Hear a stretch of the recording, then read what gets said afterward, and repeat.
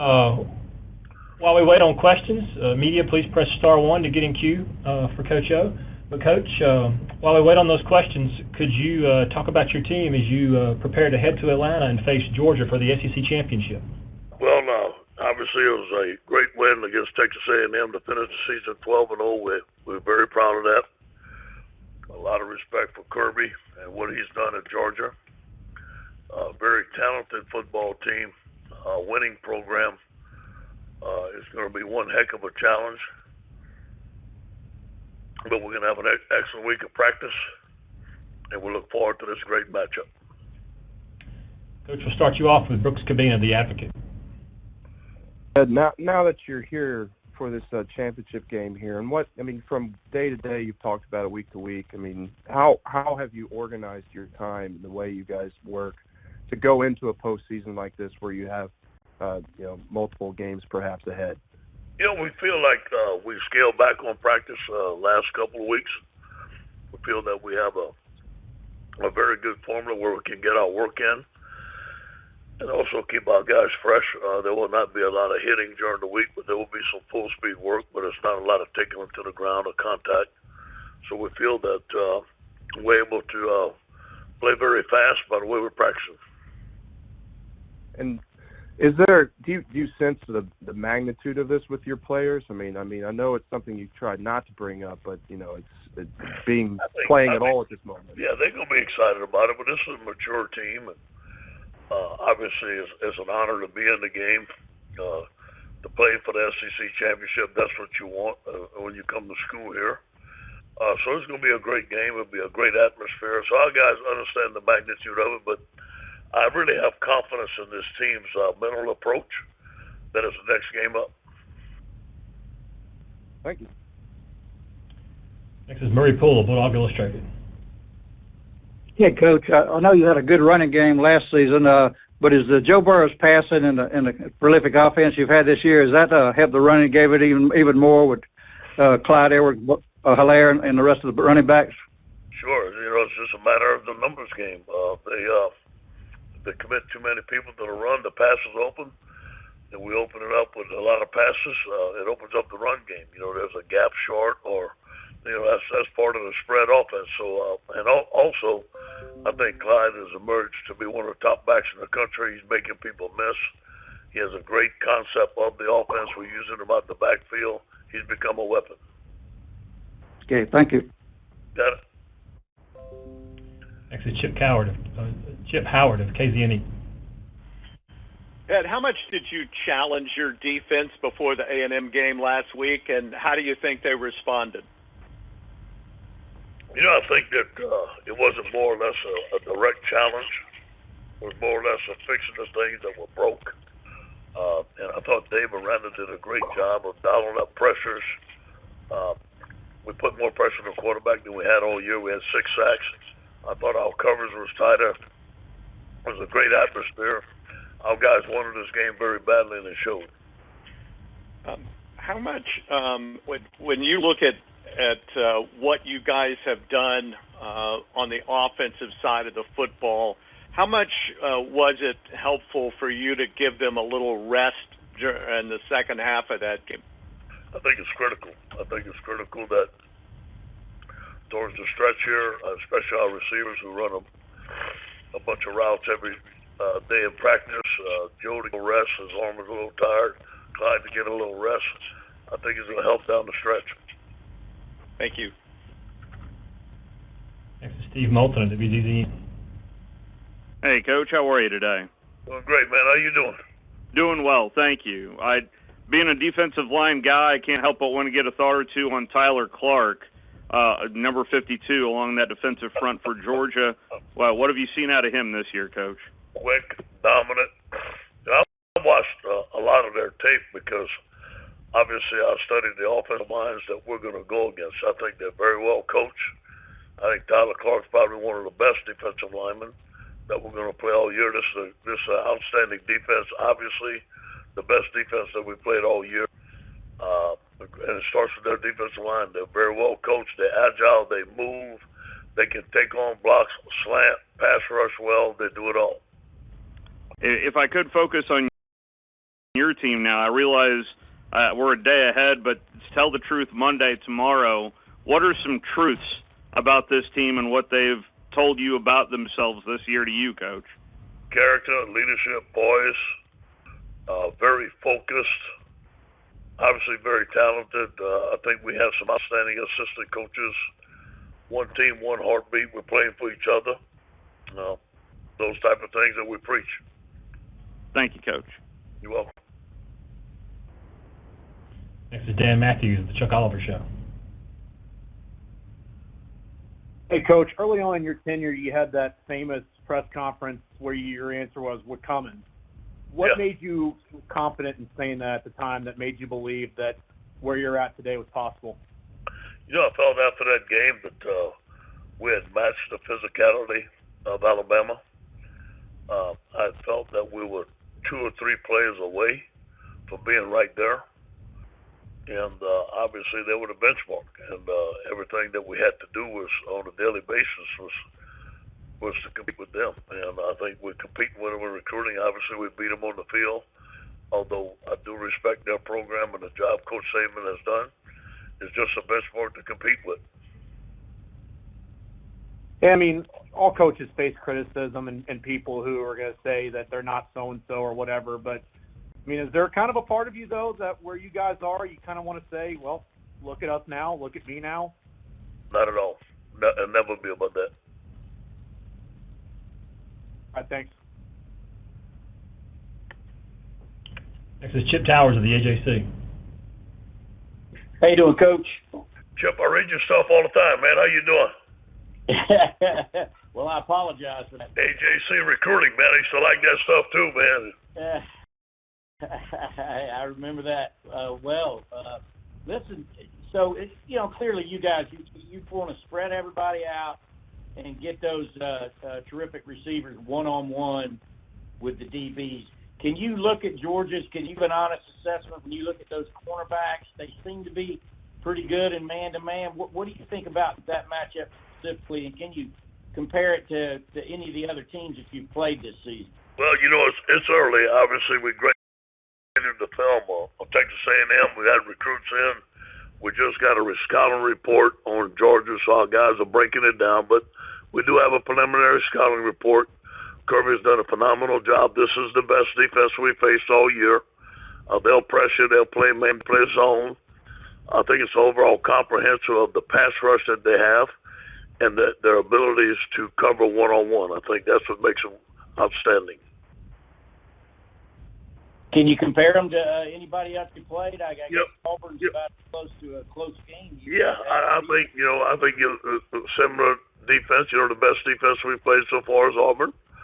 And, just from the little bit I watched, they're very similar, a little bit different in a couple of spots, but very similar. Thanks, Coach. Next is David Pascal of Chattanooga Times Free Press. Hey, Ed, you guys obviously built off of what you did last year, got off to a good start, got on the national radar quick, but here you are last night saying just played our best game of the year, most complete game of the year. What did you guys do last night that maybe you weren't even doing a month ago that you liked? Yeah, defense. We had 6 sacks. I don't know, what was 160 yards total offense to Texas A&M, a team that we struggled with last year. We had been struggling on giving up a lot of yards and points on defense. So I thought overall, for most of the season, our offense has been playing phenomenal. And then our defense has finally played the way I think they're capable of. So I was proud of that. We had 2 50-yard field goals by a freshman kicker. So I thought overall it was probably our most complete game. And I know you kind of touched on it earlier about some tweaks that have been made on the defensive side of the ball, but your defensive players have been hearing things all year that haven't been very complimentary. I mean, even last week you get moved down and the chairman says it's the defensive piece, and of course that's after a game. I guess y'all were up 56-6 on Arkansas and put the subs in and gave up a couple of fourth quarter. Have you noticed some inward motivation from your guys that they're getting tired of hearing this kind of national discussion about LSU being good except on defense? Yeah, we have a saying there. We talk about blocking out the noise. And so it's very important, as you know today, all the information that's out there. But I do believe with us mentioning, there's internal motivation, and they want definitely they can be an outstanding defense. And I do believe our best defensive games are yet to come. Thank you.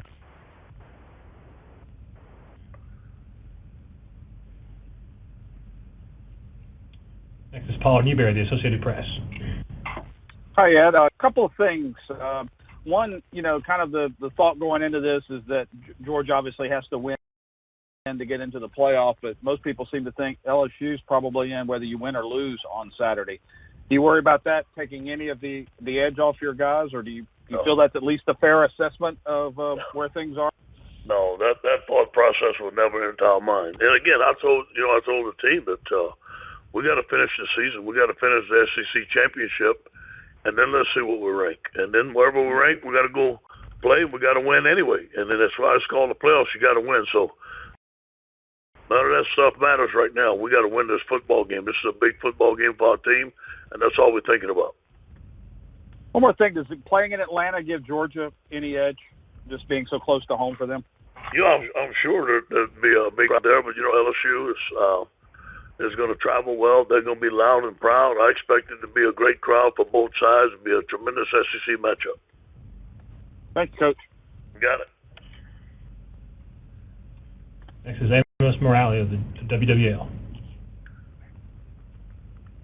Hey, Coach. I was What's just wondering. Oh, doing all right. How about you this afternoon? Good. All right, Coach. I was just wondering how much some of the bigger games you've played, whether it's going on the road to Alabama or going on the road to Texas, how much you think that's helped prepare the team for this type of environment? I think it's going to help. The crowd noise. We practice crowd noise. We're going to practice crowd noise this week. Going out there and make the plays that we've made in a hostile environment. We're going to need them again. And, Coach, I know you, throughout the season, shown that you're willing to change the schedule to, kind of give yourself an advantage. Do you foresee anything or any schedule change, dealing with the SEC championship game, festivities? No, we're going to have a great week of practice. We've scaled down practice a little bit the last couple of weeks, and we're going to continue to scale it down. Guys are going to be fresh. We're going to leave on Thursday night instead of Friday, and practice in the Dome on Friday, and have a regular business trip. Thanks. Next is Glenn Gilbo of the USA Today Network.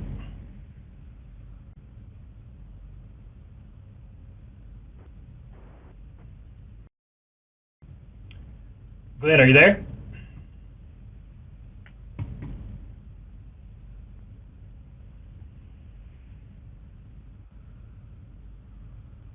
Glenn Gilbo, can you hear me?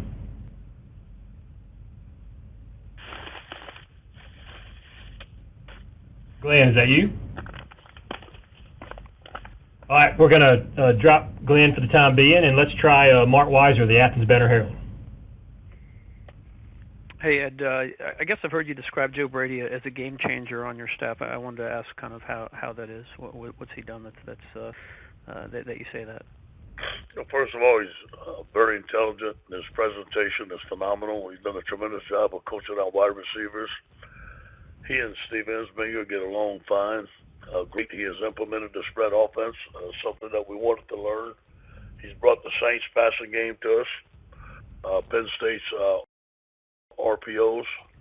The guy's a phenomenal coach, a phenomenal young man. He's in the box with Steve. Steve calls most of the plays, but Joe's there to make suggestions. Joe may call some plays. But meant a lot to our football team. He's helped us transition into the spread offense. He's been a game changer. I want to ask you also, does Georgia's experience in the SEC championship game 3 years in a row now, you think that'll benefit them at all with some of the guys that have played on the stage? I'm sure that it gives them some confidence, obviously. I think that those guys have been there before. So, I'm sure that they'll think that'll give them some confidence. But you know what? We have a mature team, and these guys are going to be focused in on what we can control, and I think they'll be fine. Thank you.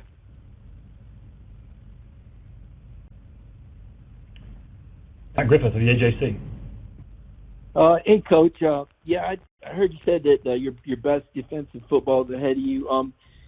What have you seen from Jake Fromm this year? Obviously, he's completed less than 50% of his passes the last 4 games. And how similar is their offense to the one that you guys beat down there in Baton Rouge last year? Yeah, again, I have to tell you it's early. We've been focusing on Texas A&M. I've just received a scouting report on their defense. We're fixing to do a scouting report on their offense. I've watched 2 games. Obviously, we have a lot of respect for their talent, and I know they have a couple of receivers out, big, strong offensive linemen, outstanding back, can go pro style and can go spread, very multiple. Have a lot of respect, Jake. I think he's an excellent quarterback and an excellent leader. That's all I can tell you for right now. Thanks, Coach. All right, we'll go back and try one more time with Glenn Gilbo. Hello, Coach. Can you hear me? Yeah, Glenn, how you doing? Okay, good. Sorry about that. My wife muted me there. You were on staffs that were playing for championships and the like as an assistant coach, and you were up for jobs. What is your policy to assistants that might be getting interest now? I'm not only talking about Brady as y'all's postseason goes on. Yeah, well, obviously, when you have great assistants, people are going to come after them. And obviously, we're going to do everything we can to fight for the guys that we want to stay. Now, if a guy has a head job, there's something that we can't match, or it's something that he really wants, you got to let him go. But as far as Joe, we're going to fight to keep him here as much as we can. And we've had some preliminary conversations with him, and everything seems positive right now. Thank you. Next is Mayan Patel, the Red and Black. Hey, Coach, you mentioned that you've gotten the defensive scouting report for Georgia already. I'm just curious as to where have you seen Georgia improve or change the most defensively this year compared to 2018 from the tape you've watched of this season?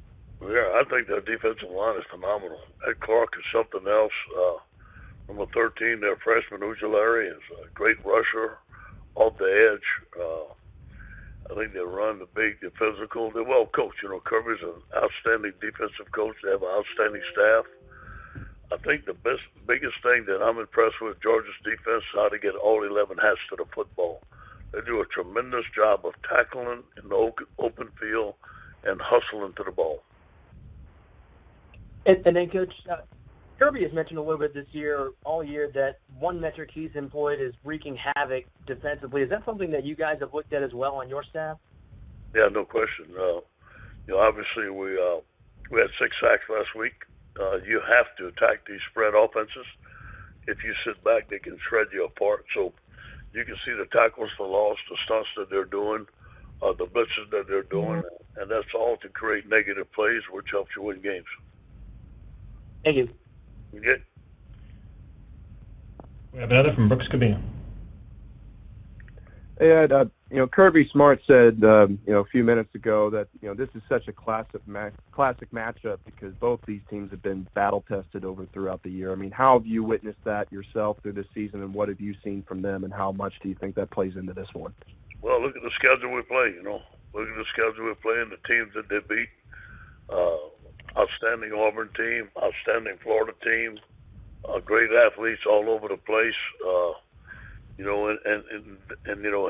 lost to South Carolina. They bounced back.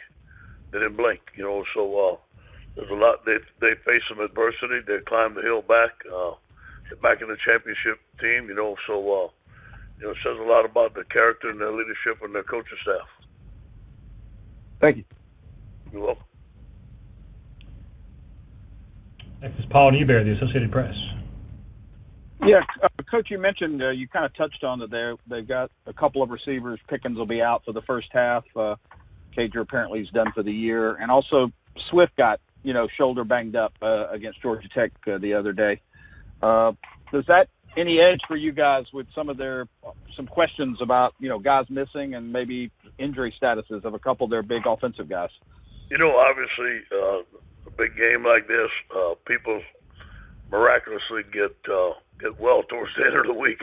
And so we expect their best players to play. And, you know, a team like Georgia, they've recruited well. I'm sure they have some young guys. And, you know, we have the same thing. We call it next man up theory. I'm sure they have the next man up theory, and they're going to play just as well as the starter. So I don't think that's going to be an advantage for us at all. Thanks, Coach. You're welcome. Steve Moulton, WDZ. Hey, Coach. What's up, Steve? But where do you feel like you are depth-wise? Because it's usually a backup that sometimes makes that big play in a championship game that is a difference maker. You know, I think that it's really helped that we had to sit Grant Delpit out, so we've got some depth at safety now, a little depth, not a lot. We have more depth on the offensive line that we have. We feel like we have depth at every other position, so we feel like we're in good shape to make a run. And you mentioned Grant Delpit. Tell me where you think he's at right now. I know it's Sunday, Coach, but his progression this week to get him ready for Saturday. Yeah, I talked to the trainer. He's a little sore, and but I thought he's played very well. I think he should be as close to full speed this Saturday as he's ever been. Thank you, Coach. Yeah. This is Dan Matthews of the Chuck Oliver Show. Hey, Coach, just want to do the go back in time question here. Obviously, Joe Burrow has become what he has, but can you just take us back to the initial visit with him? What were your first impressions of him? Where he's come from then? Yeah, my biggest impression of Joe, well, first of all, he didn't want a lot of recruiting jargon. He came here, it was a business trip. We had a football meeting, and it was about I guess 3 or 4 hour meeting, and there was 5 people in that meeting, including me, and Joe was the smartest guy in there, and I was very impressed with that, and his knowledge of football, the way he could verbalize what he saw in the film, what he wanted to get done, what type of plan that we had for him, the things that he liked, the things that he didn't. I thought it was a tremendous meeting. And, I mean, a follow-up to that, I mean, when you're going through practices with him, I mean, because, correct me if I'm wrong, he wasn't there for the spring, but when you're going through those August fall camp practices, I mean, are you kind everyone, and welcome to SEC like, Championship Game Week. Hope everyone had a great Thanksgiving and looking forward to the championship game in It Atlanta. didn't start off that fast, to be honest with you. No, he came in when he came in, we were running 110s, and he beat everybody on the 110s. He competed and he kept his mouth shut, and eventually he started winning the team over. But to be honest with you, in fall camp, it wasn't a no-brainer. He was competing with some other guys. The competition was very close. He was learning a new offense. So I think it wasn't until about mid-year that we really saw the difference in Joe Burrow. And then at the end, the Texas A&M game when he ran the football a lot, and then his bowl game was his best game. So I think it was a mental process that he took this team over. Thanks, Coach. You're welcome. Next we'll go to Chip Howard of KZNE. Coach, I know your goal Saturday evenings to have one more point than Georgia. I'm wondering, just with style of play, if you had to draw it up, would it be a higher scoring kind of game that you guys have played quite a bit of this year? You know, you never can tell. You know, like you said, it's to win the game, but you know, we don't play for like style and points and stuff like that. We just want to win, man. We want to play well to win. I have a lot of respect for Georgia, and just win the game any way we can. Thank you. Next is Steve Moulton, WDZ. Hey, Coach, I did have a follow-up about Kirby Smart and what he does disguise-wise on the defensive side of the football. How hard is it to read what Kirby is doing on the defensive side of the football, Coach? And again, we just started, but I think if you stay in, traditional formations, everybody has traditional disguises, and he's very good at it. But, we also have some formations where it's hard to disguise. And I know we'll have a plan. I know our guys are able have a plan against anything anybody can give us. We've shown that all year, and I feel confident we can do it again. And Coach, if I could take you back to when Les Miles hired you at LSU, of going back to those conversations after USC, I think you took a year off. Tell me about the process of getting hired there as the defensive line coach under Les Miles. I was very grateful. I've had a great relationship with Coach Miles throughout the years, respected him, and he respected me. And there was an opportunity for me to come aboard. I respected it. I love being the defensive line coach here, and I liked working with Coach Miles. He has been very good to me. Thank you, Coach.